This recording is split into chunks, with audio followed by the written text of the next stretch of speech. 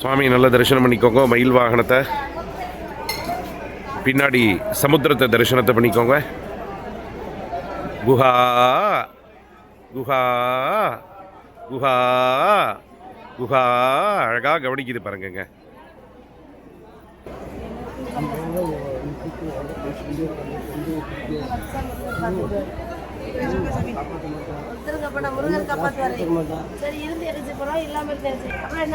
சமுத்திரத்தை கும்பிடுங்க. மயிலை கும்பிடுங்க.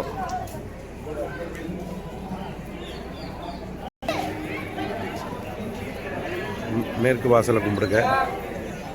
காலையில் இருந்த மாதிரி 100 ரூபா டிக்கெட்டில் ஆளே இல்லை, ரொம்ப குறைவாக இருக்குது கூட்டம்.